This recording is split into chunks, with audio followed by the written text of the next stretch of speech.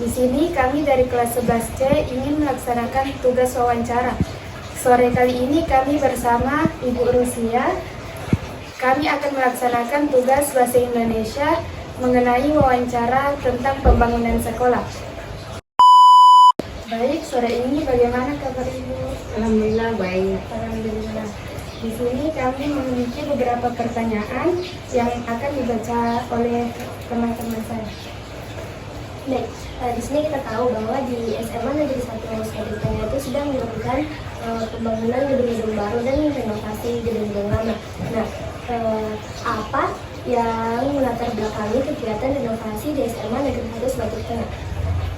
Oke, jadi yang menjadi latar belakang itu yang pertama terjadinya kerusakan berat pada beberapa gedung, beberapa ruang kelas, hingga kami mengajukan untuk pembangunan ruang kelas yang baru. Kemudian yang kedua, masih kurangnya sarana dan prasarana yang ada di sekolah, sehingga untuk memenuhi kebutuhan siswa kami mengajukan kepada pemerintah atau dinas pendidikan untuk pembangunan beberapa gedung yang baru. Selanjutnya pertanyaan kami itu, siapa yang memutuskan atau mengajukan kegiatan renovasi ini? Dan juga siapa yang bertanggung jawab selama proses kegiatan renovasi dan pembangunan di SMA Negeri 1 Sukabumi Tengah dari awal pembangunan hingga akhir? Apakah hanya dari pihak-pihak sekolah atau ada dari pihak? Kalau yang memutuskan adalah seluruh stakeholder sebenarnya, seluruh pemangku kepentingan, karena pengajuan untuk pembangunan itu adalah hasil rapat dari Dewan Guru dan juga komite, kan. Terus siapa yang bertanggung jawab? Kalau kebetulan pembangunan yang ada di sekolah itu adalah ditangani oleh kontraktor. Jadi secara keseluruhan itu yang bertanggung jawab sepenuhnya dinas pendidikan. Kalau kita pihak sekolah itu hanya bertanggung jawab untuk mengawasi proses pembangunan yang ada di sekolah. Pertanyaan selanjutnya, di mana saja gedung yang dilakukan renovasi? Kalau renovasi itu sebenarnya, kalau yang disebut renovasi itu kan berarti sudah ada gedung terus kita perbaiki gitu kan. Nah, itu ada di 4 ruang kelas. Ruang kelas itu yang kita renovasi, tetapi kita memang mendapatkan beberapa gedung yang lain. Kita mendapatkan 2 lab, yaitu lab kimia sama lab biologi. Kemudian ada ruang kepala sekolah, ruang PU, ruang guru, kemudian ada 4 toilet dan juga ruang OSIS. Pertanyaan selanjutnya, kapan berpikir oleh pihak sekolah untuk melakukan renovasi di sekolah? Dari kapan kegiatan renovasi dilakukan? Kalau terpikirkan sebetulnya itu sudah lama gitu kan, karena kalau dari kepala sekolah sebelumnya itu sudah berusaha untuk mengajukan renovasi atau pembangunan gedung yang baru.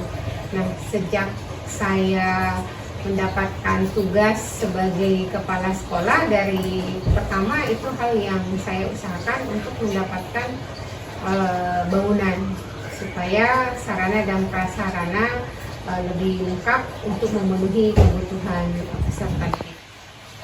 Baik, pertanyaan selanjutnya, faktor-faktor apa saja yang menjadi alasan sehingga dilakukan renovasi dan mengapa faktor-faktor tersebut menjadi alasannya?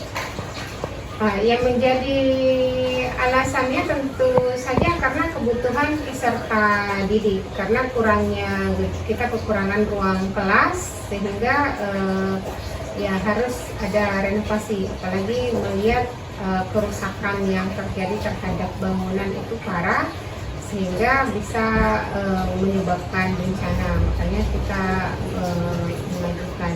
Nah, selain itu sebetulnya karena kurangnya fasilitas yang ada di sekolah, sehingga kita perlu untuk mengajukan atau melakukan pembangunan.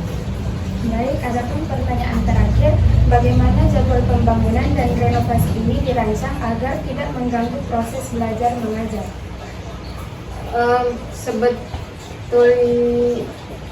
ya kalau penjadwalan kan tidak ada jadwal khusus ya, karena itu memang bukan sekolah yang menangani.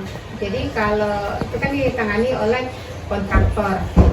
Jadi kalau kita sekolah kita tetap belajar, tetapi ada memang efeknya terhadap sekolah, terhadap peserta didik, yaitu karena lingkungan kita ada pembangunan, otomatis akan banyak aktivitas, akan banyak kebisingan yang terjadi. Yang kedua, kita kekurangan ruangan, sehingga seperti yang kalian rasakan ya selama beberapa satu semester ini kita melakukannya dengan 2 shift, ada belajar pagi dan sore. Banyak tidaknya sebetulnya mengganggu proses belajar, tetapi kita berharap bahwa ya itu cepat selesai, itu kan sehingga kita bisa belajar dengan normal. Assalamualaikum warahmatullahi wabarakatuh. Perkenalkan, kami dari kelompok 4. Di sini kami akan menyampaikan sebuah berita yang berkaitan tentang proses pembangunan gedung-gedung baru dan renovasi di SMA Negeri 1 Batik Tengah untuk meningkatkan fasilitas sekolah. Dapat kita ketahui bahwa di SMA Negeri 1 Batik Tengah ini sedang melakukan kegiatan renovasi dan pembangunan beberapa gedung. Kegiatan ini dimulai dari tanggal 10 Juli 2024 dan tujuan dari kegiatan ini adalah untuk memenuhi kebutuhan siswa terhadap ruang kelas yang kurang dan juga untuk memperbaiki beberapa gedung yang telah mengalami kerusakan parah dan juga untuk memenuhi sarana dan prasarana agar kebutuhan siswa dapat terpenuhi dengan baik. Menurut Kepala Sekolah SMA Negeri 1 Sebatik Tengah, Bu Rusia SPD, latar belakang renovasi ini adalah adanya kerusakan berat pada beberapa gedung kelas serta kurangnya fasilitas yang tersedia di sekolah. Oleh karena itu, pihak sekolah bersama stakeholder mengajukan pembangunan dan renovasi ini kepada pemerintah dan Dinas Pendidikan. Keputusan ini merupakan hasil rapat antara Dewan Guru bersama komite sekolah. Meskipun pihak sekolah berperan dalam mengawasi proses pembangunan, tanggung jawab utamanya tetap pada Dinas Pendidikan, sedangkan yang melaksanakannya ditangani oleh pihak kontraktor. Renovasi ini mencakup 2 perbaikan kelas serta pembangunan 2 laboratorium baru untuk mata pelajaran kimia dan biologi. Selain itu, ruang kepala sekolah, ruang TU, ruang guru, 4 toilet, dan ruang OSIS juga termasuk dalam proyek pembangunan. Kegiatan renovasi ini sudah lama direncanakan dari kepala sekolah sebelumnya, namun baru terlaksanakan sekarang setelah pergantian kepala sekolah. Dan faktor utama yang melatar belakangi kegiatan ini adalah untuk mencukupi kebutuhan siswa terhadap ruang kelas dan juga untuk memperbaiki beberapa gedung-gedung yang sudah mengalami kerusakan parah yang dapat membahayakan keselamatan siswa. Dalam kegiatan renovasi ini tidak ada jadwal khusus yang ditentukan karena kegiatan ini ditangani langsung oleh pihak kontraktor. Selain juga tentu kegiatan ini berdampak kepada proses belajar mengajar di mana terjadi sebuah kebisingan dan juga kurangnya ruang kelas. Dan oleh karena itu guru di sini memutuskan untuk melakukan sistem proses pembelajaran yaitu masuk bersif di mana ada siswa yang masuk pagi dan siang.